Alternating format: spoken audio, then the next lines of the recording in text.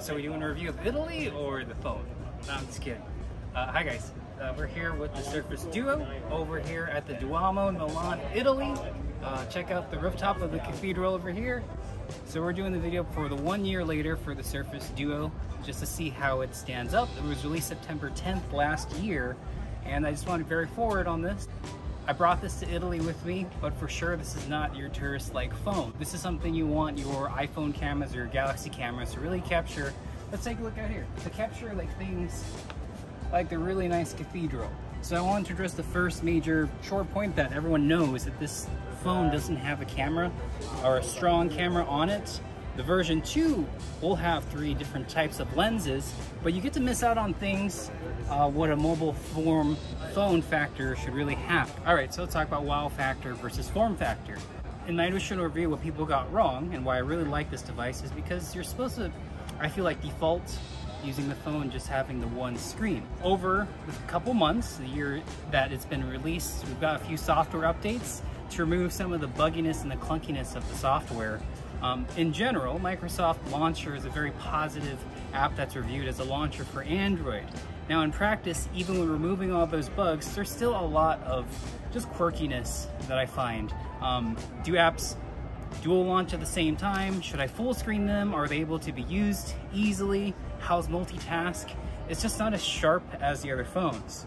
Now, especially with the price point coming in at $1,400, a year later, that definitely doesn't hold up, because this device is much more popular at the $500 price point level, whereas you're going to see at the $300 price point level as well.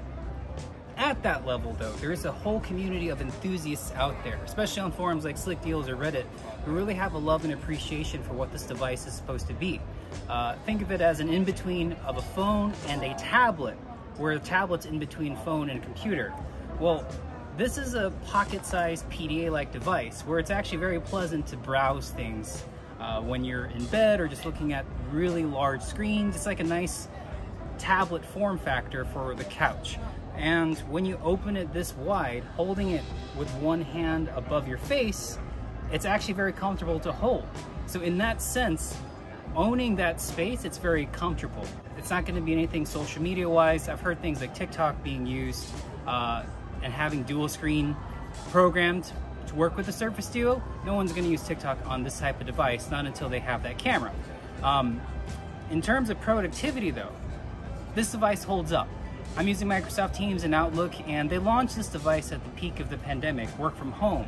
So to have Teams, dual screens, OneNote, Outlook, those things that ping me all the time, full disclosure, I still work at Microsoft, celebrating 6-year anniversary, it still holds very strong, and it's built on Android, so it has all that compatibility, and everything Microsoft-centric and focused works very well. Let's talk about how the hardware has held up over time. Hardware in general, I would say it's a very pleasant experience, and it does hold up versus form factors like the Galaxy Fold 3. The Galaxy Fold 2 and 3, the Z, the flip phones, I've had a hard time scrolling through them because this glass panel just feels so much nicer when you're browsing. It's a much more enjoyable experience.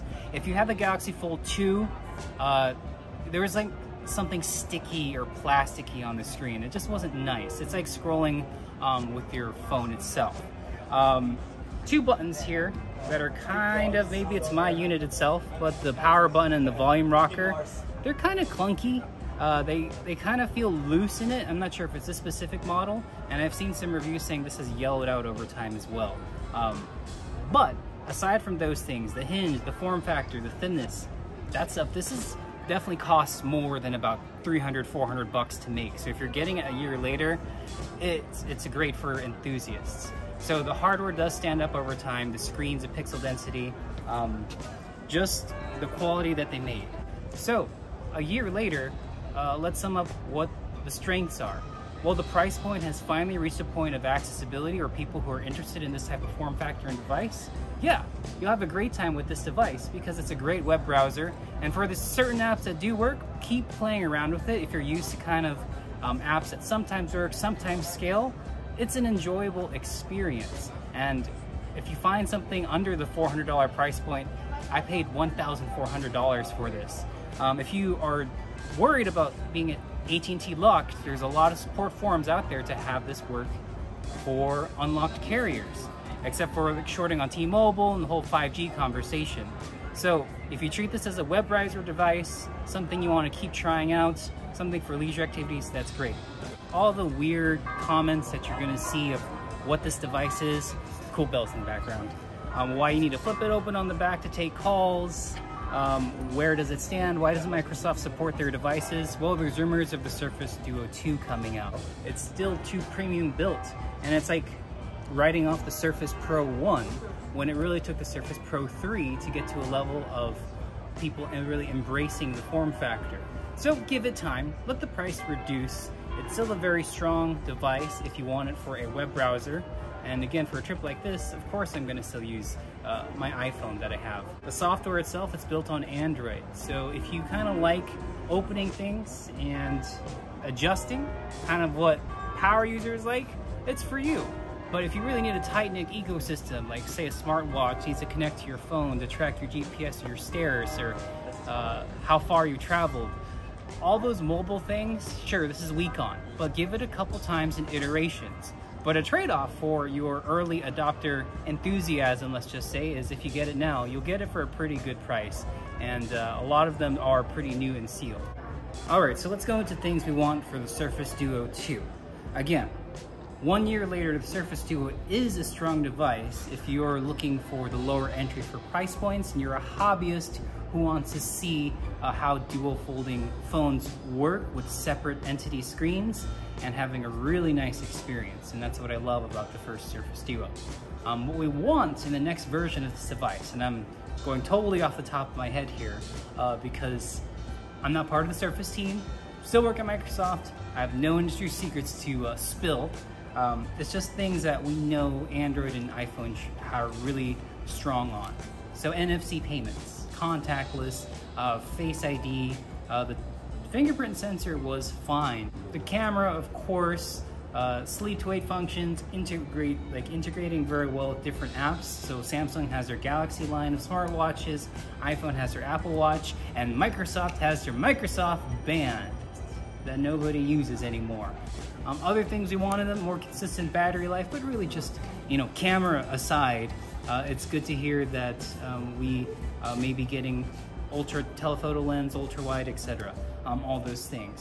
But really social media app usability and embracing gaming more. So we organize it into productivity and more personal computing. At least that's how we measure some of our devices in the Microsoft portfolio. Addressing the personal side of this device, the Surface Duo, would be really great. Integration with Xbox Game Pass and using that more, but addressing how users actually use it. So will I actually be playing it like this, touchscreen style? Gotta be honest, not really. I'm gonna probably like mobile one thumb it, making sure it integrates well with Instagram or TikTok or Snapchat once you have that stronger camera. So those are the only two major things. Just addressing the personal side. Maybe the next version doesn't perfect it and do it better than Android or iPhone, but just having it there so that I can truly make this my daily driver, because right now, as I said earlier, it's one of the biggest weaknesses. You're just gonna have this device and you have to be brutally honest with yourself if you do want this device. It's going to be the +1 for your mobile phone. It's not going to replace it yet. That's not saying there's not hope, but here's what we're hoping to see in the next version. But if you guys have any questions or concerns, comments on the video below, I hope you do get your chance to have your hands on this device because it's really, really beautiful. And there's going to be a lot of support out there. This is a sleeper hit in about 3 generations. So let's just toss it up to that. Anyways, thanks for watching and we'll see you in the next video. All right, bye.